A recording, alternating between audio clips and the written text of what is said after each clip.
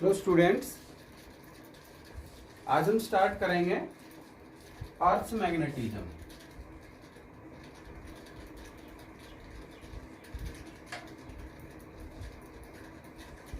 आज का हमारा टॉपिक है अर्थ मैग्नेटिज्म। अर्थ मैग्नेटिज्म होता क्या है, ठीक है, और इसके एविडेंसेस क्या हैं, ओरिजिन क्या है, ये सब बातें हम, और मैग्नेटिक जो अर्थ के एलिमेंट्स हैं वो क्या क्या है, इस वीडियो के अंदर हम ये सब बातें डिस्कस करेंगे। तो अर्थ मैग्नेटिज्म को हम कहते हैं टेरेस्ट्रियल मैग्नेटिज्म। टेरेस्ट्रियल मैग्नेटिज्म, और इसे जियो मैग्नेटिज्म भी कहा जाता है। जियो मैग्नेटिज्म, जियो का मतलब भी क्या हो गया, अर्थ ही हो गया। तो फिजिक्स की वो ब्रांच जो हमें अर्थ मैग्नेटिज्म के बारे में स्टडी करवाए, मैग्नेटिक फील्ड ऑफ अर्थ के बारे में स्टडी करवाए, वो अर्थ मैग्नेटिज्म या टेरेस्ट्रियल मैग्नेटिज्म या जियो मैग्नेटिज्म कहलाती है। तो क्या लिखोगे, the branch of physics which deals with the study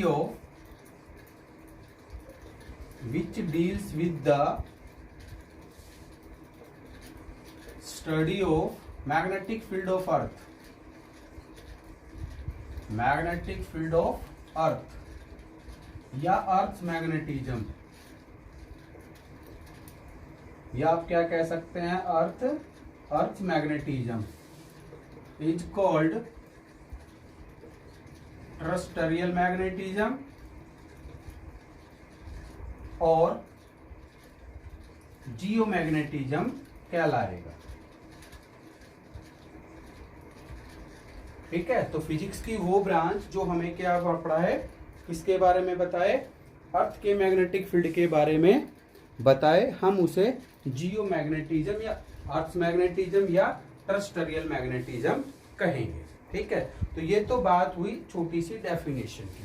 तो अर्थ, क्योंकि अर्थ भी क्या एक ह्यूज मैग्नेट है जिसका मैग्नेटिक फील्ड गॉस के अंदर होता है, वैसे उसका ऑर्डर है 10⁻⁻⁵ टेस्ला, 0.3 गॉस के आसपास। ठीक है, तो एविडेंसेस क्या मिले कि भाई अर्थ का मैग्नेटिक फील्ड है।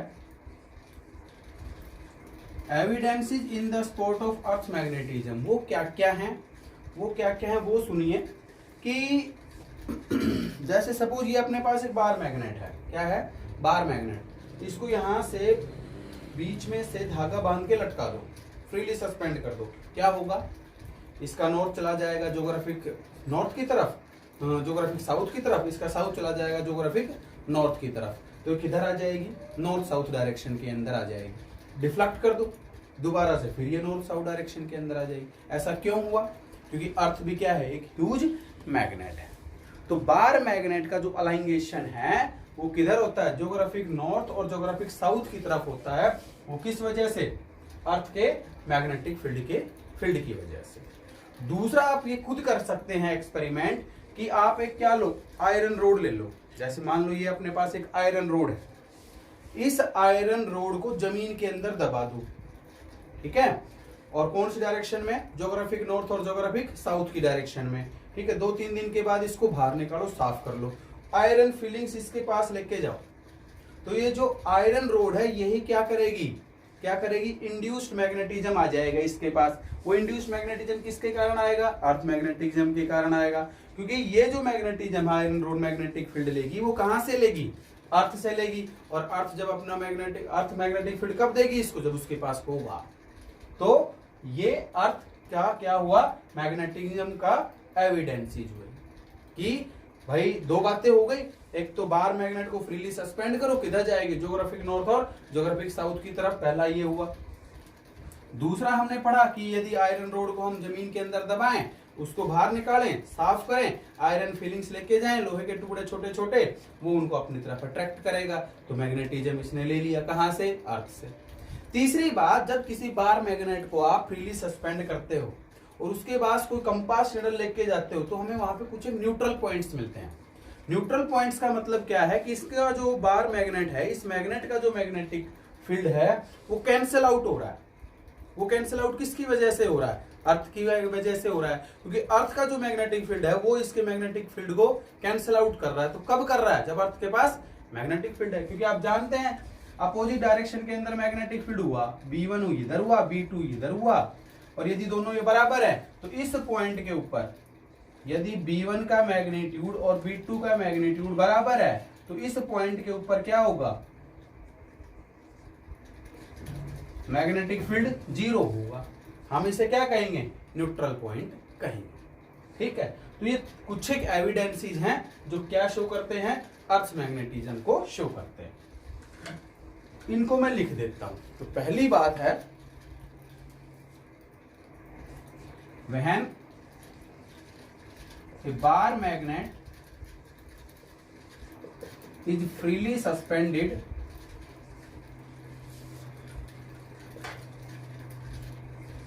it aligned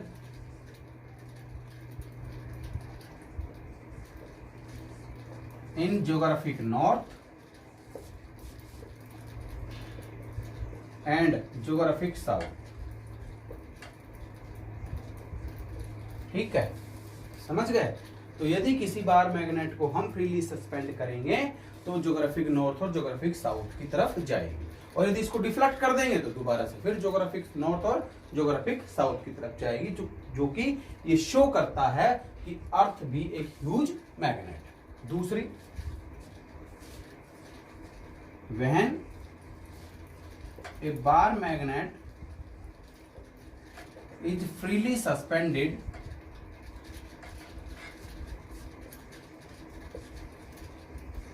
we come across, या सीधा लिख दो, there are some neutral points, some neutral points near the bar magnet। ठीक है, at which the magnetic field of magnet cancelled out by Earth's magnetism। ठीक है, अर्थ के मैग्नेटिक फील्ड के कारण उसका जो मैग्नेटिक फील्ड है किसका? बार मैग्नेट का, वो कैंसिल आउट हो रहा है। तो ये एविडेंस भी ये शो करता है कि अर्थ एक ह्यूज मैग्नेट। ठीक है, तीसरी बात हमने ये बताई, when an iron rod is buried inside earth along geographic north and geographic south। ठीक है, it acquires some magnetism, हम उसे कहते हैं इंड्यूस्ड मैग्नेटिज्म। इसने लिया इंड्यूस्ड मैग्नेटिज्म ड्यू टू इसके कारण, अर्थ मैग्नेटिज्म के कारण। तो ये भी ये शो करता है, इसके पास जब आयरन फीलिंग्स लेके जाओगे तो ये भी ये शो करता है कि अर्थ क्या है? ह्यूज मैग्नेट है।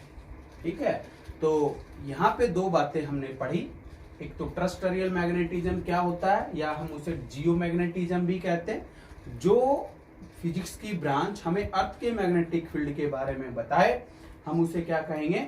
जियोमैग्नेटिज्म कहेंगे। उसके सपोर्ट में कुछ एक एविडेंसेस थे, वो हमने यहाँ पे डिस्कस किए।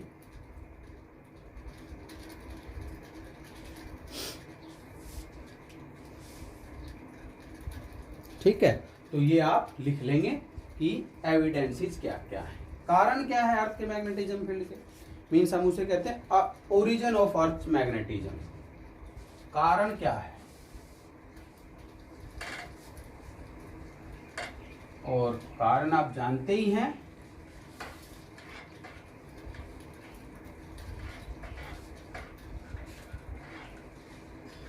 कि मैग्नेटिज्म का कारण क्या होता है, फ्लो ऑफ करंट। ठीक है, तो ये प्रोफेसर ब्रैकेट ने बताया था, और उससे पहले विलियम गिलबर्ट ने कहा था अर्थ मैग्नेटिज्म के बारे में। सबसे पहले 1600 के अंदर विलियम गिलबर्ट ने बताया था। ठीक है, तो ओरिजिन ऑफ अर्थ मैग्नेटिज्म,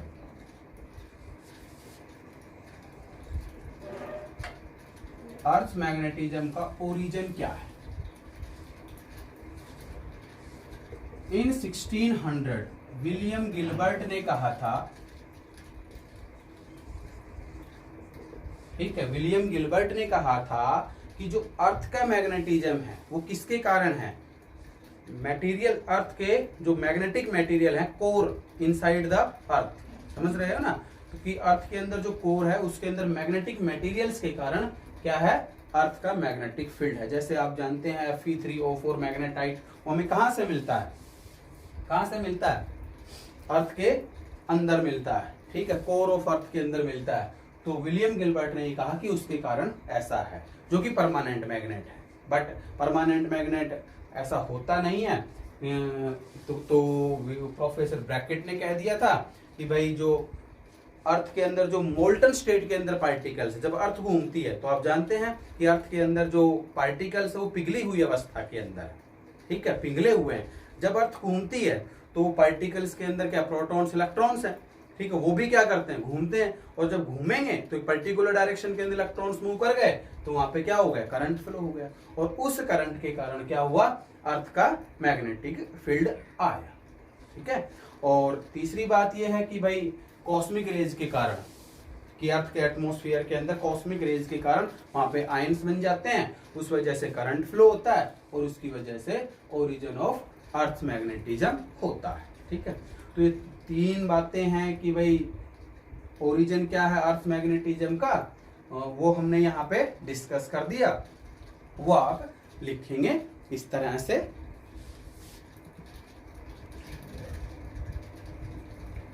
तो यहाँ से ओरिजिन ऑफ अर्थ मैग्नेटिज्म के बारे में जो भी बातें मैंने डिस्कस की थी कि किस किस कारण से होता है, वो सब बातें मैंने यहाँ पे लिख दी हैं। तो आप यहाँ से इसके नोट्स बना लेंगे। ठीक है, लिख लेंगे कि भाई विलियम गिलबर्ट ने सजेस्ट किया कि अर्थ मैग्नेटिज्म किसके कारण है, magnetic material inside the earth के कारण है। प्रोफेसर ब्रैकेट ने बताया कि अर्थ मैग्नेटिज्म किसके कारण है, rotation of earth about it's on axis. ठीक है, हम जानते हैं कि सभी पार्टिकल्स प्रोटॉन्स इलेक्ट्रॉन्स के बने हुए हैं, ये पार्टिकल रोटेट करेंगे तो सर्कुलेटिंग करंट आएगा, जो कि अर्थ मैग्नेटिज्म का कारण है। इसी तरह से कॉस्मिक रेज है, कॉज आयोनाइजेशन ऑफ गैसेस, कि अर्थ के अराउंड जो स्पेस है हम उसे एटमॉस्फेयर कहते हैं, तो वहां पे कॉस्मिक रेज के कारण वहां पे आयंस बनेंगे, आयंस बनेंगे तो करंट सेटअप होगा, करंट सेटअप होगा तो अर्थ मैग्नेटिज्म आएगा। तो ये ओरिजिन ऑफ अर्थ मैग्नेटिज्म है। ठीक है, तो इस तरह से आप ये नोट कर लेंगे। तो टाइम बच गया, इसलिए मैंने यहाँ पे लिख करके आपको बता दी। कुछ एक बातें और हैं वो आप ध्यान रखेंगे। इसको यहाँ पे वीडियो को पॉज करके लिख लेंगे।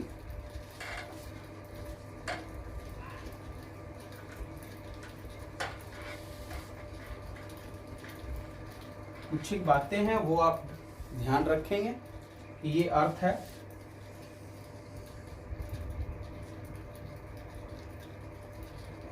यहाँ पे मान लेते हैं ज्योग्राफिक नॉर्थ है, यहाँ पे ज्योग्राफिक साउथ है। तो ये जो सीधी लाइन इसमें से पास कर रही है इसे कहते हैं ज्योग्राफिक एक्सिस। क्या कहेंगे, ज्योग्राफिक एक्सिस। किसी भी बार मैग्नेट को जब हम फ्रीली सस्पेंड करते हैं तो अभी बताया वो किधर आती है, ज्योग्राफिक नॉर्थ और ज्योग्राफिक साउथ के अलोंग। बट यहाँ पे थोड़ा सा एंगल बन जाता है, ये भी डिस्कस करेंगे इस एंगल को क्या कहते हैं। तो इधर आ गया north pole, sorry south pole, और इधर आ गया नॉर्थ पोल। ठीक है, तो इसके एक्सिस में से जो सीधी लाइन पास करती है उसे कहते हैं मैग्नेटिक एक्सिस। क्या कहोगे, मैग्नेटिक एक्सिस। ठीक है, और इस एंगल को हम कहते हैं एंगल ऑफ डिक्लिनेशन। क्या कहेंगे, इस एंगल को एंगल ऑफ डिक्लिनेशन। ठीक है, जो परपेंडिकुलर सर्कल इसके अलोंग मैंने बना दिया, इसे कहते हैं मैग्नेटिक इक्वेटर। क्या कहोगे? इक्वेटर, सिंपल इक्वेटर बोल दो। इस एक्सिस को, ये जो सर्कल बनाया इसके अलोंग, इसे कहेंगे पोल। ठीक है, क्या कहेंगे? पोल। पोल और क्या? इक्वेटर। तो ये कुछ एक बातें हैं वो हम ध्यान रखेंगे। और मैग्नेटिक एक्सिस की हेल्प से प्लेन बनाएंगे, वो मैग्नेटिक मेरिडियन कहलाएगा। और ज्योग्राफिक एक्सिस की हेल्प से प्लेन बनाएंगे, उसे हम ज्योग्राफिक मेरिडियन कहेंगे। ठीक है, जैसे मान लो मैंने ये प्लेन बनाया मैग्नेटिक एक्सिस की हेल्प से। बताया ना हमने, जब किसी बार मैग्नेट को हम फ्रीली सस्पेंड करते हैं, ये किधर जाएगी? ज्योग्राफिक नॉर्थ और ज्योग्राफिक साउथ की तरफ जाएगी। ये इसका साउथ हो गया, ये इसका नॉर्थ हो गया। और जब ज्योग्राफिक की बात करेंगे तो ये ज्योग्राफिक क्या हो जाएगा? नॉर्थ, और ये ज्योग्राफिक साउथ अर्थ के लिए। इसकी हेल्प से ये एक्सिस हो गया, इसे कहेंगे मैग्नेटिक एक्सिस, और इसे कहेंगे क्या? Geographic axis. इन दोनों के बीच में ये एंगल बने, इसे कहते हैं एंगल ऑफ डिक्लिनेशन या एंगल ऑफ डिक्लिनेशन। ये अर्थ मैग्नेटिज्म के क्या? एलिमेंट्स कहलाते हैं, एलिमेंट्स ऑफ अर्थ मैग्नेटिज्म।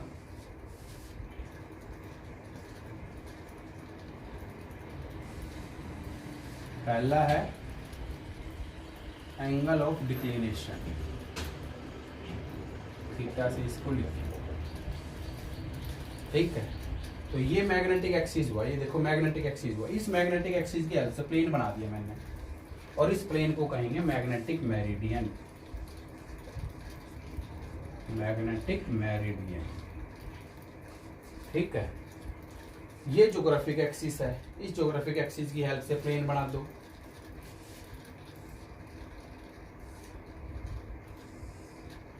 इसे कहेंगे geographic meridian.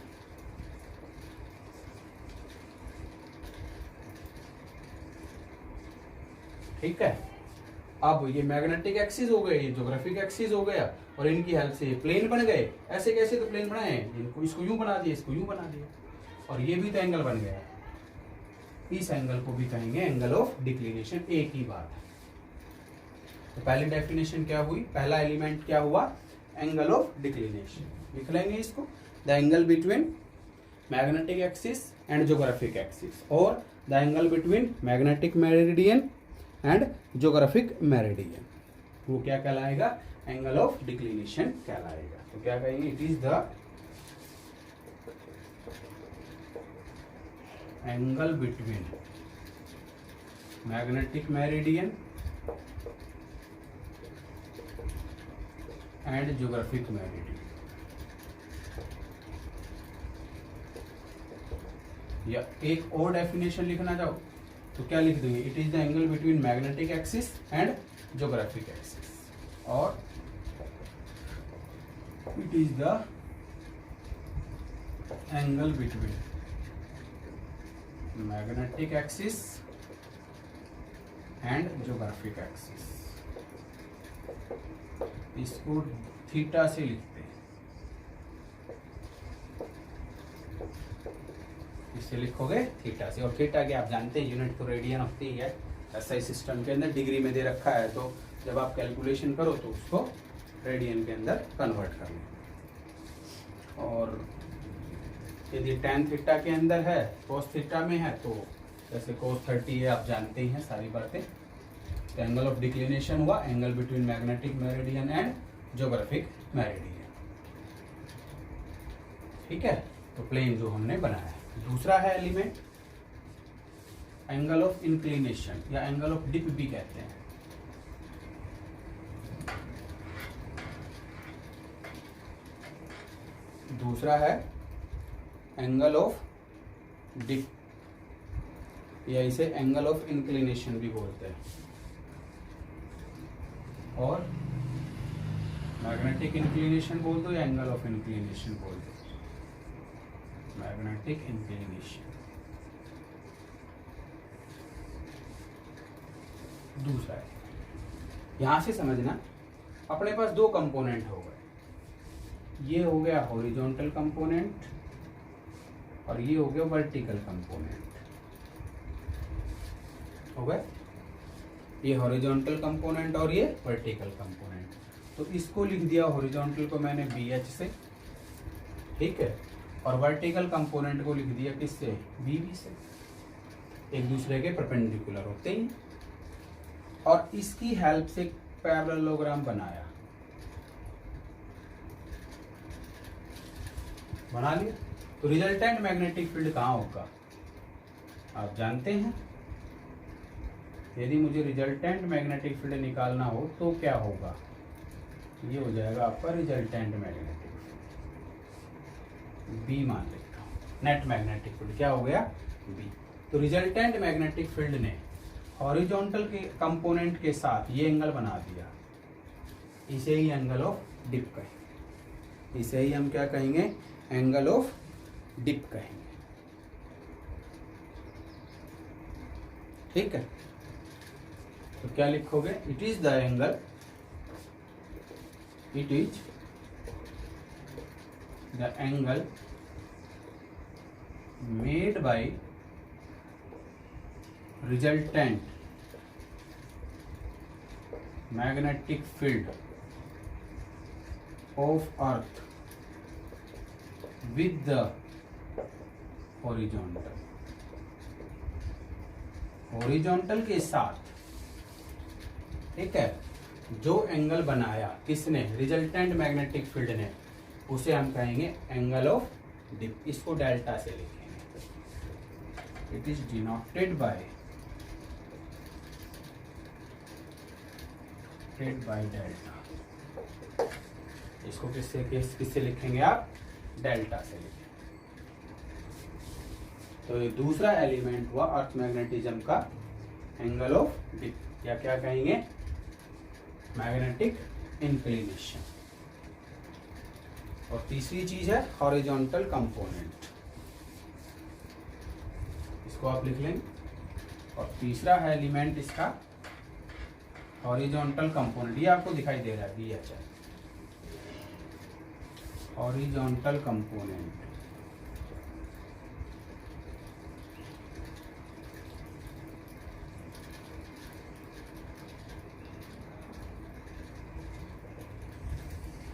It is the component of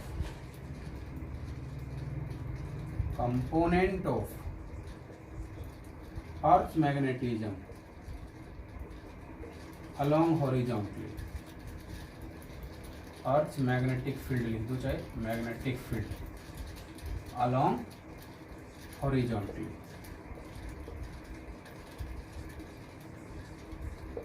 It is denoted by, इसको हम लिखेंगे डेल्टा से, सॉरी BH। इसको हमने किससे लिखा, BH से लिखा, या सिंपल H से भी लिख लेते हैं। तो ये component of magnetic field of earth हुआ अलोंग हॉरिजॉन्टली। और यहां से आपको क्या नजर आएगा, समझना, B का कंपोनेंट अलोंग हॉरिजॉन्टली BH बराबर क्या होगा, जानते हैं, B cos डेल्टा। अब जानते हैं थीटा मींस एंगल के अलोंग कौन सा कंपोनेंट आएगा, cos। BB बच गया, ये कौन सा कंपोनेंट होगा, BB किसके बराबर आएगा, B sin डेल्टा। दोनों को डिवाइड कर दूंगा तो BB बाई BH, B से B कट गया, साइन अपॉन कोस क्या आ जाएगा, tan डेल्टा, ठीक है। और net magnetic field parallelogram law of vector addition से क्या जानते हैं, B बराबर BH का स्क्वायर प्लस BB का स्क्वायर और उसका क्या, अंडर रूट, ठीक है। यहां से यदि आप BH निकालना चाहो तो BH क्या आएगा, बी का स्क्वायर माइनस बीवी का स्क्वायर और उसका अंडर। ठीक है, ये कुछ एक बातें हैं। ठीक है ना। इसमें एक रिलेशन और याद रखना, बेहद इंपॉर्टेंट है कंपटीशन के हिसाब से भी। तो यहाँ पे चीज और, यदि मैं इक्वेटर की बात करूं, इक्वेटर पे डेल्टा की वैल्यू क्या हो जाएगी, 0। तो बी एच बराबर क्या आ जाएगा, बी, हॉरिजॉन्टल कंपोनेंट रह जाएगा। पोल के ऊपर बात करोगे तो डेल्टा कितना हो जाएगा, 90। ये तो 0 हो गया, बी भी किसके बराबर आ जाएगा, बी के बराबर, केवल वर्टिकल कंपोनेंट रह जाएगा। ठीक है, तो एट इक्वेटर और पोल, ये भी याद रख लेना, एट इक्वेटर डेल्टा की वैल्यू 0 हो तो जो आपका बी एच है वो नेट मैग्नेटिक फील्ड के बराबर हो जाएगा। तो बी एच बराबर बी और बी वी बराबर कितना हो जाएगा, 0, क्योंकि साइन 0 0 होता है। एट पोल की बात करोगे तो डेल्टा की वैल्यू क्या होती है, 90, तो बी एच 0 हो जाएगा और बी की value net magnetic field B के बराबर है। केवल एक एक कंपोनेंट वहां पे रह जाएंगे। अभी जो हमने बात करी थी इक्वेटर और पोल, तो यहाँ पे ये 2 केसेस भी ध्यान रखना। तीसरा और लिख देता हूं, इसको यहाँ पे वीडियो को पॉज करके आप लिख लेंगे। तीसरी बात और एक और है, यदि अपरेंट एंगल्स ऑफ डिप दे रखे हैं, इफ, बेहद इंपॉर्टेंट रिलेशन है, delta 1 and delta 2 are the 2 apparent angles of dip,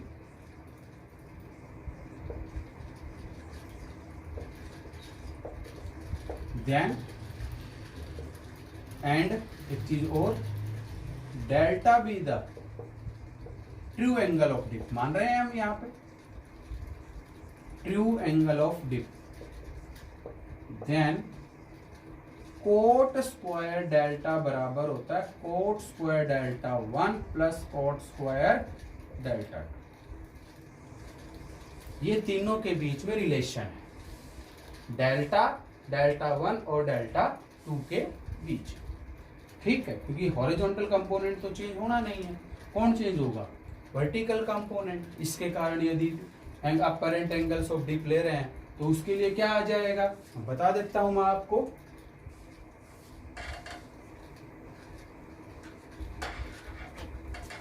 ये अपना क्या रिलेशन है, यहां से BV अपॉन BH किसके बराबर है, tan डेल्टा के बराबर है।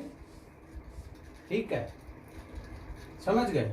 तो हॉरिजॉन्टल कंपोनेंट चेंज हो गया तो BV डिवाइडेड बाय BH1, ये tan डेल्टा 1 हो गया। BV डिवाइडेड बाय BH2, ये tan डेल्टा 2 हो गया।